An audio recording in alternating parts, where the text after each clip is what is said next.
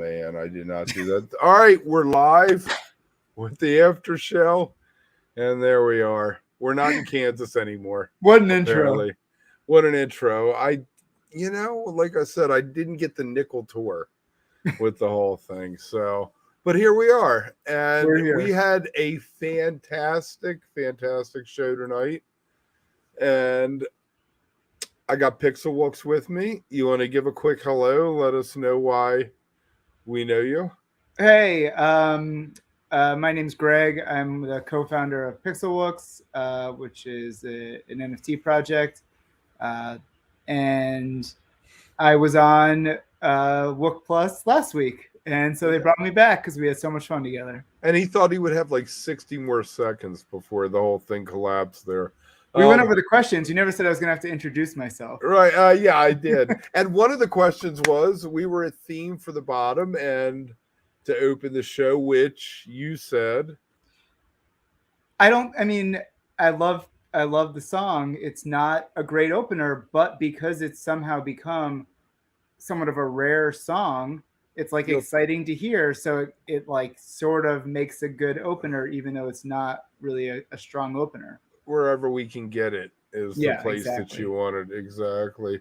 And I'm pretty much the same place with that. When I was young, 14, I was a degenerate, and I stole a book called How to Start a Rock Band. And one of the first chapters said, when you're building a set list, open up with your most high energy song. And I have judged bands from there on out like that. So you give me I'll punch you in the eye or something. But Correct. Theme from the bottom to me belongs in the middle of the second set. And I think I'm going to come a lot back to placement tonight with the different songs. And the placement of the second song, all right. Are you a Stevie Wonder guy? Everyone's a Stevie Wonder guy. Everyone's a Stevie Wonder guy. I've never met anyone who poo-pooed on Stevie Wonder. Yeah. No. I guess some people, maybe some people don't think Phish does a good job of playing Stevie Wonder, but maybe that's, I don't know. I think the song's great. It's always fun to hear. I think it's good in that second slot. It was very nice. It was funky, and it's a good place for Paige to, shake it all off. What is that? The clav he plays? I need Ryan here to tell me exactly what that is, but they did some happy birthday Mike teases in there. Oh, right. That's what it was. The happy birthday. Yes. And that, you're thinking, is that the nod? Is that it? Are we going to get nothing else? And I guess we'd find out. Everything's right. What do you make of that? I think I want to stay positive. I think we're all a little tired of everything's right, but or at least everything isn't right. Everything's not right in this world. It was nice that it wasn't like the second set opener. I like that it was, a little out of place, a little in a different location. The jam was solid. I enjoyed it a lot. So it always is. It's never. Right. We always talk about how they put the ooies. Did they do the ooies tonight? I don't remember. I'm not putting you on the spot because I don't remember either. But Trey changed the vocal up at some point on it as he's, the other night he tried to raise himself an octave during one song, and you're like, don't push it. You're not Mariah Carey, Yeah. So, and then we had Esther, which let me just say up front. Oh, there he is. He's going to. All right, T, you saved me. Before I start talking about Esther, we're through Esther. Where are you on everything's right and the opener and save me. Swallow your dinner. Dinner was delicious. What'd you have? Delicious. Had to cram that in real quick. I don't know. Theme was an awesome opener. Boogie On was great. Little happy birthday nod was fun. Everything Right's always rips. It's not like my favorite. Lyrics are a little. But welcome to my TED Talk. It's fun, it rips. It always goes. So I didn't mind it. Esther, I think, as we were saying in the chat, is getting a lot of play these days, and I think Scott Marks we got noted stuff to say about that. Yeah. The last time it was played twice in 1 year was 2009. It's already been played twice this year. And So I would say crazy. you got fair to even odds it will be played one more time this year during the summer. I would think. Ooh, you heard it here first. It's not a bad idea, like not a bad thing. Even if it's waited until, the New Year's run of the end of the year or something, I could see, like at some point I think it will be again. I mean, like we said in the thread too, if you're gonna spend the time practicing it and learning it, you might as well play it more than once every 3 years and flub it. You might as well get used to playing it and playing it well. So MSG was the first time I had heard Esther in over 100 shows. Oh wow. Well, yeah. And I think part of it is the teleprompter.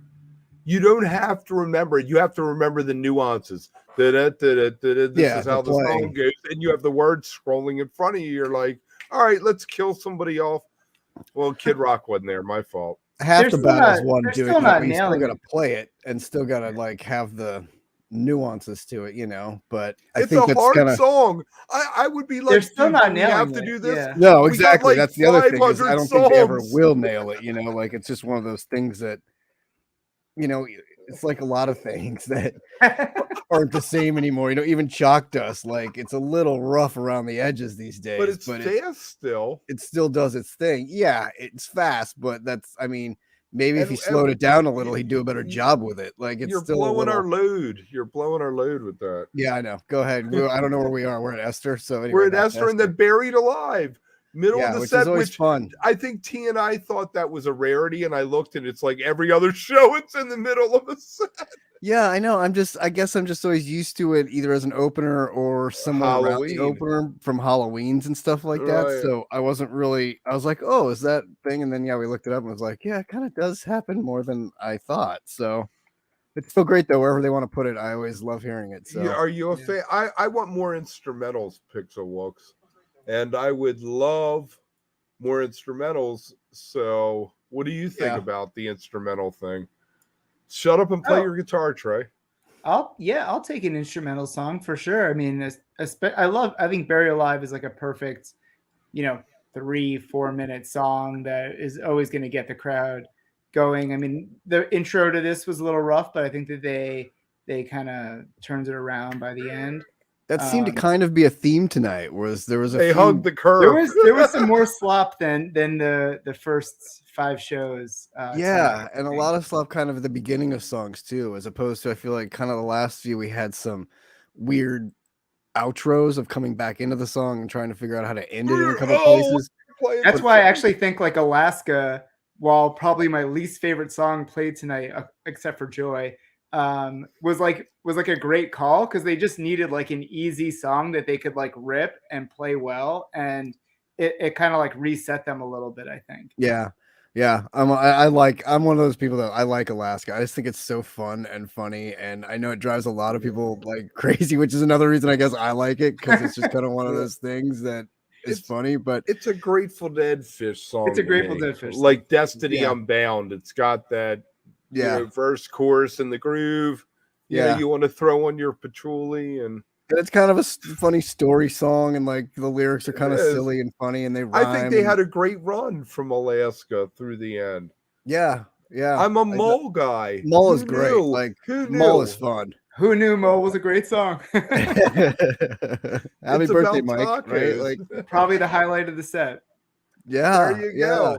And they kind of gave it a little jam treatment too, like more so than usually. It got a little bit of a little fun there. And then I thought Birds was kind of an interesting song choice out of that. It's got the best lyric, the strut out of stride.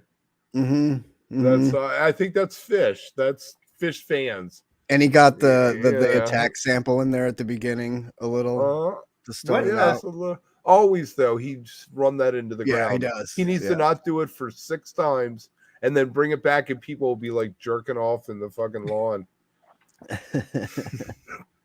I thought Birds. What was like? Do you guys have the lengths of these songs by any chance? No. Oh no. No. I was just curious. Everything felt like everything except for like Everything's Right felt pretty like short standard and sweet. You know, Birds of a Feather was probably like. I don't know. It felt I don't know how long it was. Right. It felt like 7 minutes or something. Right. Like I like to say, sometimes it's the girth, not the length. Totally. Birds of a Feather was great. It was like high energy and a great jam. Let's and see. then what happened? A fucking repeat. Birds was 6 minutes. Mole was 12 minutes. I got. Birds was only 6. I got Biz like, Archives thing up here. I can give you a real quick rundown of all of them. Theme was 9 minutes. Boogie On was 8 minutes. Everything Right was 17 minutes. Esther was 10 minutes. Buried Alive was 3 minutes. Alaska was 9 minutes. Mole was 12 minutes. Birds was 6 minutes. And Cavern was 5 minutes. Yeah, I guess Cavern is a repeat. What happened? What happened? At first, Chalk Dust changes things a lot for me, but I really felt like when they started playing Cavern, it was like a mistake. Like I really think that they went into this show thinking they weren't going to do repeats, and somehow they like forgot they played Cavern and started playing it. But then after they did that, they probably went to set break and were like, "Well, fuck it, we can do whatever." Okay, let's play Chalk Dust. Yeah, right. We'll do whatever we want now. Wipe the whiteboard off. Pressure's off. Yeah, maybe. Exactly. I don't know. Yeah. It really did feel like they were aiming for no repeats. Like I don't know. It felt like that. It felt like we were in that territory, especially when you bust out things like Alaska and even Boogie On. Like you're starting to get kind of deeper in there with things that you haven't played a lot lately, and you're kind of it felt like maybe we're going into that no repeat territory. And you don't play Down with Disease for 6 shows, like that, like or Everything's Right for 6 shows. I mean, these songs are like 4 show rotations. Yeah, and still no Yem in front of people. Like still haven't got the Yem yet. 24 shows now. It's crazy. It is. We don't know what the set break music was, like we never do. And we ended up. I always like to mention that there is, before the show. Let me tell you, before the show, they played Dr. John's Desertively Bonnaroo. Yeah. Which was very cool. And then they played some, I don't know, because you play a jazz song and I'm like, I need the lyrics. I need a word to anchor it into my brain, The preset music or the pre-show music was cool. Like listening to it on the stream, it was good. And he wrote that song with a guy named Jesse Hill, who is most famous for maybe working in a coal mine kind of thing. That was that guy. So everything I'm going to do is going to be funky from now on. And it was like his last, hey, let me give you a paycheck. I'm going to put your name on the credit for this song. Mm-hmm. So when the royalties come in, you get your little bit. Mm-hmm. Mm-hmm. Well, then they opened second set with a No Man's, which it was only, and again, looking at the set time or the length of things, it was only 7 minutes, which felt kind of short for a No Man's. Like I thought it was a lot longer. A second set opener is like standard 15 minutes at least. Yeah. Right. Well, then to your point, then we got a Down with Disease, which was 16 minutes. So and unfinished. Kind of made up for it.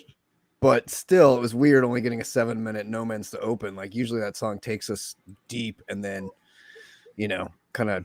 And again, they didn't come back into it. It kind of, you could hear the disease sort of, coming, as they always do, it kind of pauses and you get kind of that lull and then boom, boom.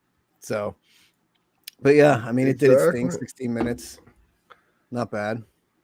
I thought the No Man's was short, but pretty hot. And I thought the Disease, got pretty out there and had some really exciting parts too. So I thought that was I like when they do the compact thing. Let's put 20 ideas into 7 minutes instead of 20 ideas into 30 minutes. Because I want to see another song. I want to see Down with Disease. Well, Mike's Birthday, because for me, that's the most iconic Mike song, even above what we'll get to in the encore. The bass in the beginning, and he did the video. It was his whole vision to do the video for MTV for it. And I feel like Mike's song is like Mike's song. Yes, they already played that. Down with I know. But I'm like, I feel like that's his that's where the bass is and coming into week. How about they play Backwards Down the Number Line in Charlotte? Is that you think that's a conversation? They're like, it's your birthday. What do you want to play tonight? I would hope. I would think some of that, maybe especially first set, getting that Boogie On in there or something. I think there's probably some of that, and definitely throw him a bone, you know, like Trey. which one of your songs do you want to play tonight? He's like, well, I already did 555. So, but it did look like it was the normal Trey saying, Mike, you're singing Mall tonight. And he was like, oh, okay. All right. I can do that. You should have picked Mule. It gets that kind of vibe to me sometimes. Still haven't played that yet. Yeah, and then we went into Joy, which is, I think, a special song to Tim, who is at the shows, which is always good when I see that on the set list and he's there. I'm not that big on, I don't know. I don't need to feel wishy-washy during a show. I want to feel mad and leave and, you know, go have a Pabst or something.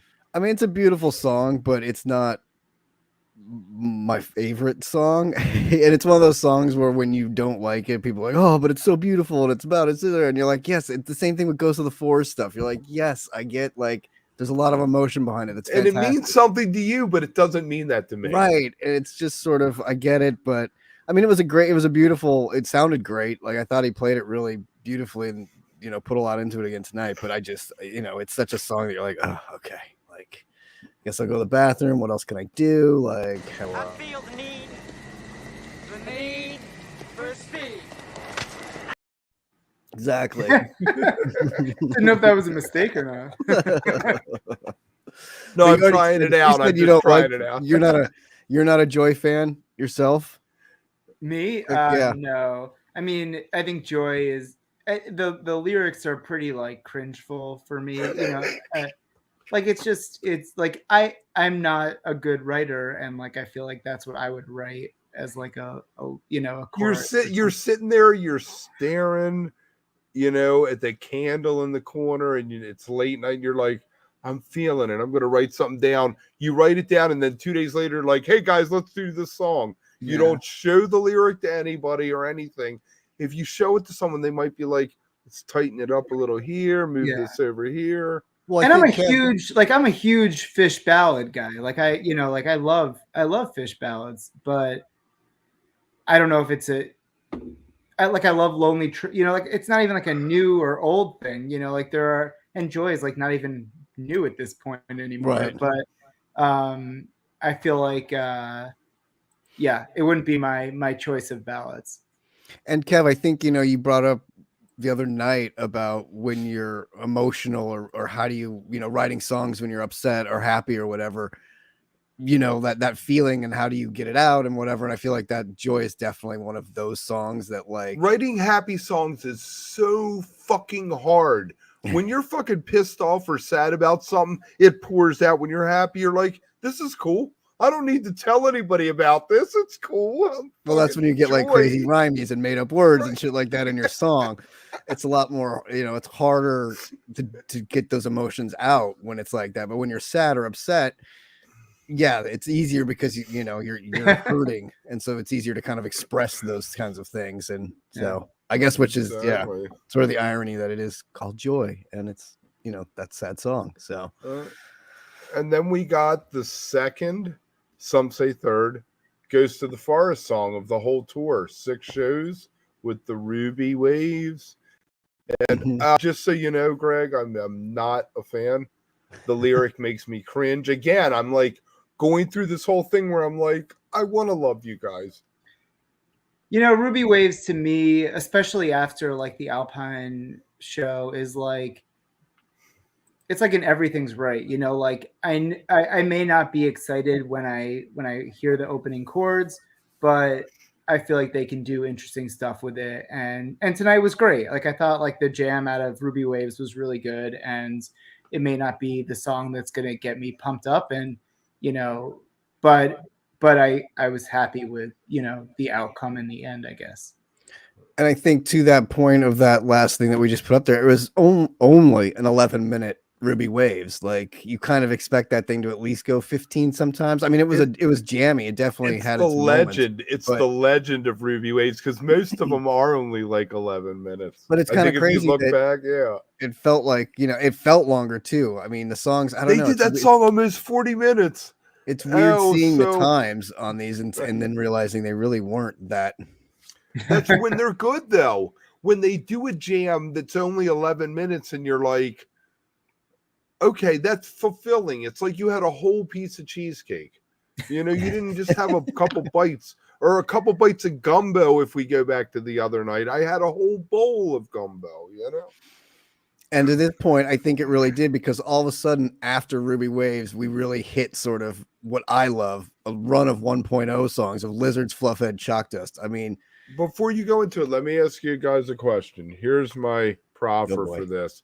They do Lizards, they do Fluffhead, and they do those songs together, and you get this great run because they're both songs that they can't do in and out of other things. They have a definite beginning and a definite end. I mean, I think Chalk Dust you can do out of, because sometimes that'll get jammy and can go into other things. But I guess I mean Fluffhead and Lizards. I think what it comes down to is those are just two like relatively rare songs that are great to hear. Like I don't know what kind of Phish fan is like not excited to hear either of those songs.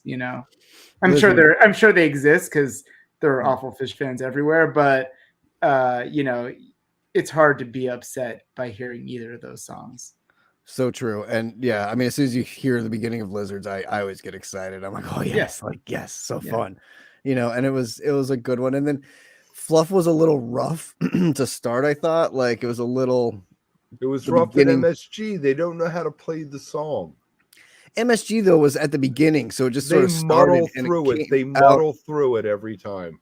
No, I don't think they muddle through it. I think it's definitely more of the beginning of this one was worse than the MSG one, and the one at why did Mike say Chula, no? The one at Chula that they played was great too. I thought that was a great. They didn't finish it though. They didn't finish it. Well, that's what made it great was they didn't finish. Because they went at NICU and did the NICU fest. So I mean, it worked perfectly. That 40 minutes or 35 minutes is fantastic. It was only great. Because they didn't finish the one, and you never get the jam out of the other.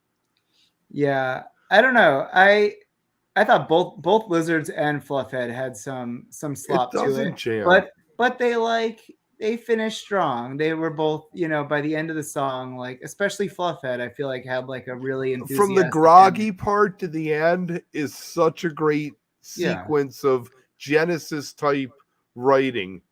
And Phish. Also when they're screaming at the end and having fun, I love that. It's just and all the lights come up. And to me, it's one of those. It's like we talked about the other night, the white light moments. Like Golgi has that moment. To me, that Fluff when they come back into Fluff and you get that, bang, And then one of my favorite things in any song is when Trey at the end of Fluff does the fluffy, fluffy, fluffy, fluffy head. I love the way he sings that and the way the lyrics kind of change from fluff head to fluffy, fluffy, fluffy, fluffy head. I love that so much. It's like my favorite thing and it always has been since the first time I heard it live. I was like, oh my God, the way he sings it at the end is so awesome. So if I'm like Fluff is just the best. And I think our producer Llama brought up that if Phish could play one song at every show, he would want it to be Fluffhead. Like that would be the one. That would be his thing. The thing that that's a lot of real estate to eat up every night. Yeah, and especially a late second set Fluffhead is that's going to get you going. My favorite is a first set closer Fluffhead. Yeah, because you walk away and you're like, fuck yeah, you're pumped. You're like, they did Fluffhead. I still like it as an opener too. Like to me, to start the show with it is just one of those great starts. It's like hitting a home run at the first at bat. You're like, all right, let's go. It's a freebie. We got it. It isn't your best rock and roll song. It isn't your fast llama or your punch you in the eye. That's just like, fuck you, let's party. I don't know. But. I mean, what I like. And I think Fluff is kind of like we were talking about. Fluffhead says, "Fuck you, let's party." I think Fluff though is it's getting a lot more into rotation too these days than usual. Like we've already had 2 of those plus the one in San Diego. So recently, that's 3 that I can think of off the top of my head within the last 8 months, 6 months, even. It's an MP. It's an MVP in 4.0. It's starting to Carini and that. Yeah, I mean, I feel like Mike is saying yes a lot more, which is nice. And it was on his birthday, and Trey still got him to play it. So I mean, that's saying something there. Mike no longer says no because he's too busy saying yeah. Yeah. Right. There was a sample tonight that I didn't understand. I couldn't. The beaver. There's a lot of weird samples going on. Was it the Beaver sample? Because we know the Beaver sample. We know the Beaver sample, but there was another one that I couldn't figure out what he was saying. I even put it in our chat. I was like, what is this sample? I couldn't understand what he was saying, but there were definitely times where I was like, do I have another window open in my browser here? Like, what's going on? Yeah. Gonna be awfully rough on the Beaver, I'm afraid. But those set times was Ruby Waves 11, the Lizards at 10, and Fluffhead at 15. So that was a pretty good 35 minutes of music right there that we got. It's like an old school filler, like somebody gives you a dead tape, and that's the filler on it to introduce you to Phish, and you're like, I'll go check them out. That's all right. Exactly. But again, that 3-song run was just, I mean, Lizards, Fluff, Chalk Dust is a great way to close out a set. Yeah. Great. No 3.0 in sight. And then, well, we can talk about Chalk Dust, which always rips to the point. You know, I think it's changed over the years. Did they do that thing I latched onto with them ending, singing it, and then doing the jam again? Or did they actually do the whole song in an ending and do it or not end it? Oh, boy. Oh, boy. I think they just ended this. I think they just I thought they just ended, but I don't know. They went back in and sang Chalk Dust again, or they were just like, big finish. I don't know if he big finished it. I don't even remember because it was at the end of the set. I wasn't really paying full attention. Like I knew the set was ending, so I was kind of getting ready for other things and preparing for the encore. Which again, I better make dinner before I get live on international television. Trust me, I don't make dinner. I'm a terrible cook. That's Alex's department. She's the cook. That's why you're getting married. That's right. You know all about it. So then they leave and they come back and we get another 1.0 though. That's 4 in a row. Like that's so nice. And I said that beforehand. I was like, if you're going to do a Mike song, do Contact, because the last time they did it, someone got engaged. And we don't know what happened, whether the wedding actually happened. Somebody in the chat, if anybody knows these people, tell them to come on and give us an update. As long as they got married and went through with it. I remember that, yes, but I don't know. Yeah, I don't know whatever happened with it. And did they do the arms waving thing like they sometimes do with like getting the crowd going and like I'm sure they did. Well, I was like listening more than watching. Yeah, I know. So was I. I was actually editing. All these 4.0 noobs don't know that move. So, but I always like it there because it's such a cool, like even at the end, jumping ahead again when he was holding up the guitar at the end of First Tube, the shot from behind the stage out into the crowd at that arena is always so cool looking because of the way the lights hit the crowd and it just like expands outward. It's so cool looking. So when they do the hand waving, that was a fat 2-song encore. I'm in I did do it. Thank you, man. I figured so. I knew somebody would know. Thanks, dude. And of course, I feel like they always do that. That's pretty. Yeah. Good. I'm in a like a pick'em league as part of Phish.net, and you pick like your songs they're gonna play each night, whatever. Mm-hmm. And the encore saved me. I had Contact as my bust out, and I had First Tube as the encore, and like I crushed Nailed it. First Tube is fun, but I tell you what, I'm probably headed for the exit because I know what's going to happen. It's like you're going to have fun. Yeah. Like, you might sweat a little bit. Wait a minute. Where is that? I don't know where it is. Kev's bad takes. There it is. Yes, we are PR professionals tonight. Oh, and here's the other one. Subscribe, you damn wooks, right there. Like, subscribe, give us some love. It's hard to, I think First Tube is great. Always gets me going. Exactly. We've had this conversation where is it better as an opener? Is it better as a closer? Is it better in the encore slot? And I prefer it anywhere. I don't care. You only open with it if you're going to do a last tube. And they won't do a last tube. They have no cojones to do that. No, they won't. So don't worry about it. So just take the first tube, which is fine. I love it. And what about that? There's that Page tube song, middle tube or something like that. There's nothing like watching Trey get so excited playing First Tube either. Like he freaking loves loves it. And I thought tonight he had a lot of, not just in that, but had a lot of fun up there at moments, like his little happy birthday thing to Mike, cracked himself up, which was hilarious. Like, he loves doing those little things. And again, we've talked about that. As long as he's having fun, Fishman's having fun with his samples. It comes through. It's so much fun to see them doing that. And, you know, that's what it's all about for them. So as long as he's up there jamming with a huge smile on his face, dancing around the stage, it's awesome to see. So my last question to the two of you is going to be, do we get more second time repeats tomorrow night? Or do they finish it out with no repeats and just throw the two out tonight? I feel like that'd be really weird if they didn't.